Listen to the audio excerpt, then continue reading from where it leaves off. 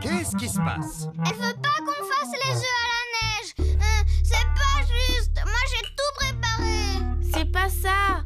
Mais tu comprends, je rate tout ce que je fais aujourd'hui. Les maths, la compétition de natation. Alors les œufs à la neige, t'imagines? Il n'y a rien de plus simple. Et même si on les ratait, ce ne serait pas une catastrophe, hein? Alors, dis-moi, Bob, qu'est-ce que tu as préparé?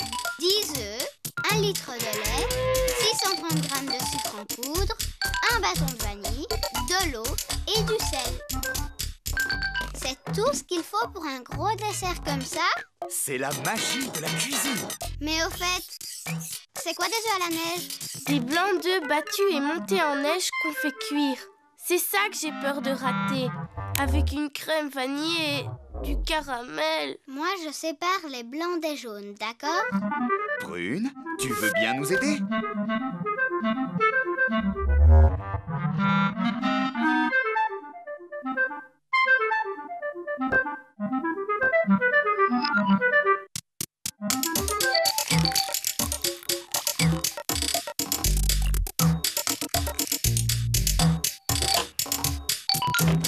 Par quoi on commence? La crème anglaise. Allons-y. Oui, c'est ça. On gratte bien l'intérieur du bâton de vanille. On met les graines et le bâton dans la casserole.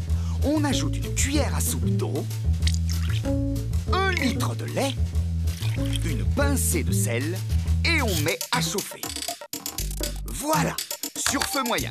Puis, on mélange les jaunes avec 200 g de sucre.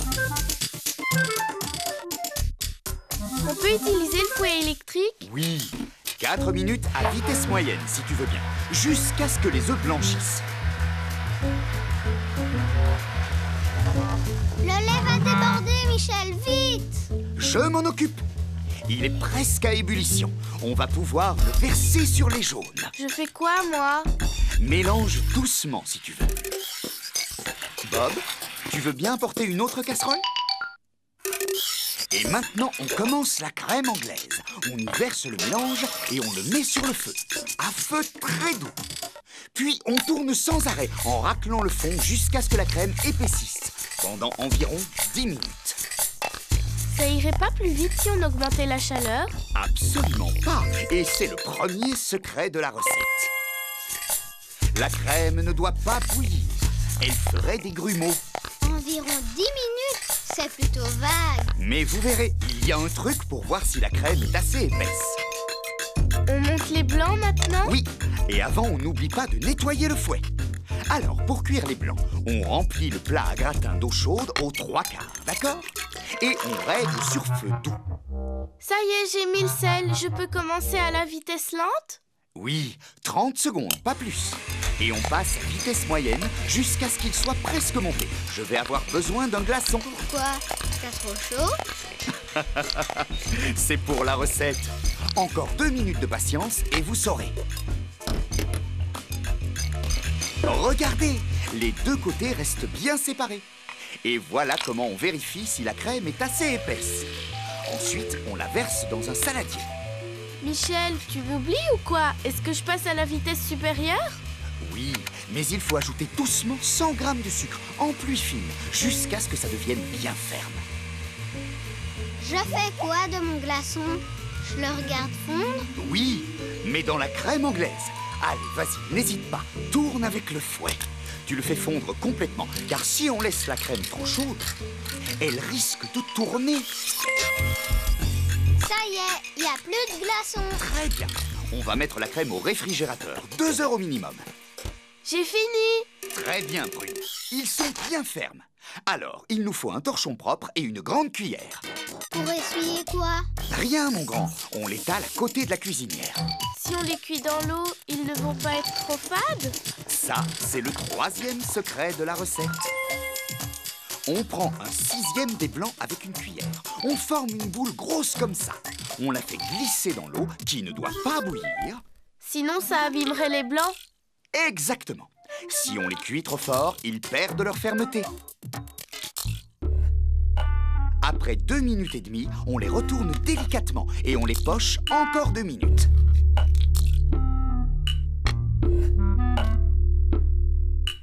Voilà, on les sort et on les égoutte sur le torchon. Et on les oublie jusqu'à l'heure du goûter. Bob, tu veux bien sortir la crème? On va faire le caramel.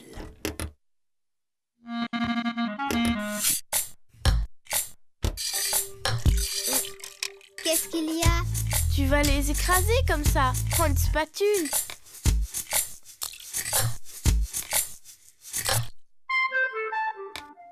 Michel, il n'y a plus de place. Posez 2 boules sur les 3 premières et la 6e au-dessus. Vous verrez, ça ira. Vous voyez?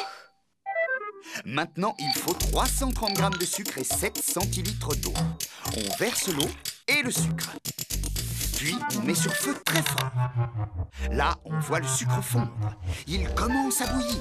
Sa couleur change. Elle passe du blanc à une jolie nuance dorée. Là, on prévoit une grande cuillère. On retire très vite la casserole du feu, sinon le caramel aura un vilain goût de brûlé. Et puis, on ajoute une cuillère d'eau. On verse le caramel sur les blancs. Et on va attendre qu'il se solidifie. Je suis sûre qu'il est déjà tout dur. Oh non, ça prend environ 20 minutes. Ça, c'est de la torture. On a le temps de se rappeler tous les secrets de la recette. Il y en a beaucoup cette fois. Oui, il y en a 3. Le premier, c'est... La crème, elle ne doit pas bouillir. Oui.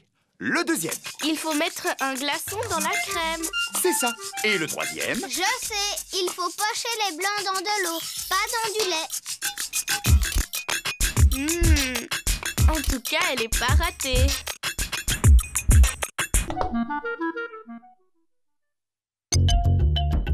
85, 86, 87... T'as inventé un nouveau jeu? Chut, compte les grains de riz pour la recette de Michel. 88... Non, 80. Oh non, je sais plus où est-ce que j'en suis. Maintenant, il faut que je recommence. Tu te rends compte jusqu'à 330. Michel a dit 330 grammes. Il n'a pas dit 330 grains, enfin. Hein, t'en es vraiment sûre? Sûre et certaine. En plus, je voudrais pas dire, mais ça, c'est du riz long, Bob. En fait, il faut du riz rond. C'est bien ça, hein, Michel? On doit prendre du riz rond. exactement. Ce sera beaucoup plus moelleux. Allez, on commence. J'ai trouvé tout ce qu'il nous faut. 330 g de riz rond, 1 litre 1 quart de lait, une gousse de vanille, 33 morceaux de sucre, 200 g de sucre en poudre, 6 gros œufs, 2 cuillères à café de beurre et une pincée de sel. Nous allons faire du riz au lait caramélisé. Première chose, on va allumer le four à 210 degrés. Thermostat 7. Ensuite, on prend une cocotte ou une casserole, mais en fonte pour qu'on puisse la mettre au four. On va la remplir aux 3 quarts d'eau. On la pose sur le feu et vous allez mesurer 330 g de riz. 310, 20 et 30. Voilà, c'est bon. Parfait. Maintenant, vous le versez dans la passoire. Et vous le rincez bien sous l'eau froide. Dès que l'eau de la cocotte commence à bouillir, on va verser le riz dedans et le laisser bouillir 2 minutes. C'est pas assez. Il va être trop dur à manger. C'est pour éliminer l'amidon. Comme ça, le riz est moins lourd à digérer. Oh. Après, on égoutte le riz. On rince la cocotte et on va remettre dedans 2 cuillères à soupe d'eau froide. Ça, c'est mon secret. Les 2 cuillerées d'eau vont empêcher le lait d'accrocher au fond de la cocotte. Moi, je sais pour le lait. On verse 3 grandes cuillères dans un bol.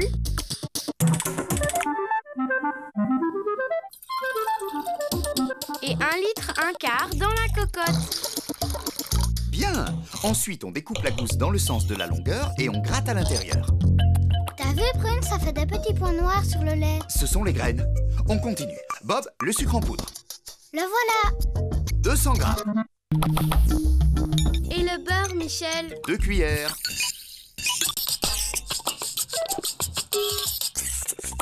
Et une pincée de sel. Du riz au lait caramélisé salé? J'en ai jamais mangé de ma vie. C'est pour rehausser le goût. Tiens, mélange si tu veux.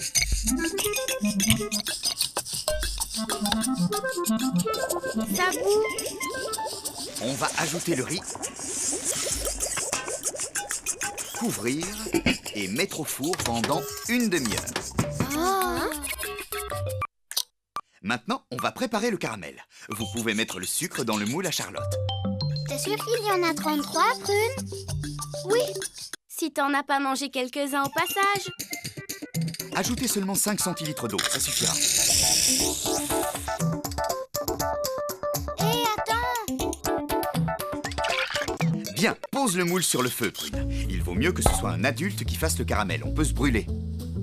Et en plus, il faut connaître la formule magique. Abracadabra, ô sucre, transforme-toi. Il se passe rien du tout. Il faut attendre un peu. Oh! Regardez, le sucre fond et se transforme en caramel. Il doit prendre une jolie couleur dorée, mais pas brûler. Ensuite, on le retire du feu. Avec des gants, bien évidemment. On tourne le moule dans tous les sens pour que le caramel s'étale bien sur tous les bords. Et on le laisse refroidir. Et nous, on va se reposer un peu. Pas de question, les enfants. Où est le bol avec les 3 cuillères de lait qu'on a mis de côté? Il est là.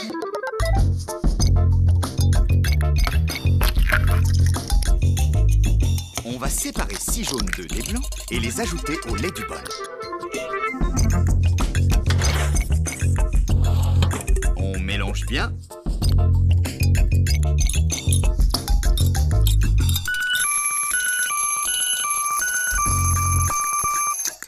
Un grand saladier, hein? On retire la cocotte du four. Toujours avec les gants. On va verser le riz dans le grand saladier. Et retirer les bâtons de vanille. On peut les jeter à la poubelle. Quand le riz est tiède, on verse le mélange des œufs et du lait. Et bien sûr, on mélange. Le caramel doit être froid maintenant. Alors on peut verser le riz dans le moule. On le tasse bien. Et on le couvre d'un torchon.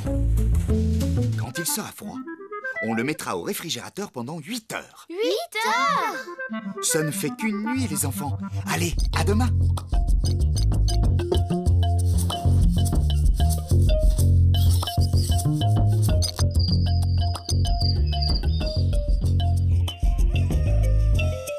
Où est le riz au lait caramélisé? Bonjour, les enfants. Justement, je vous attendais pour le démouler. Je l'ai mis à tremper dans l'eau chaude. C'est pour faire fondre le caramel. Voilà le plat. Parfait. Maintenant, il faut retourner le moule d'un coup sec. Fermez les yeux.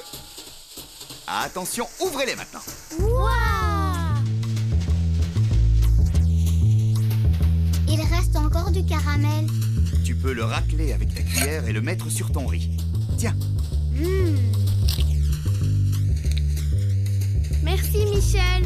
Oh oui, Michel, merci beaucoup. Qui nous rappelle le secret de la recette avant d'en reprendre? Moi, le secret de la recette, c'est qu'avant de faire cuire le riz dans le lait, on doit verser 2 cuillères à soupe d'eau froide dans la cocotte pour que le lait n'attache pas. C'est ça? Alors on peut en avoir encore? Du gâteau, Du gâteau encore! C'est fou comme la gourmandise stimule la mémoire.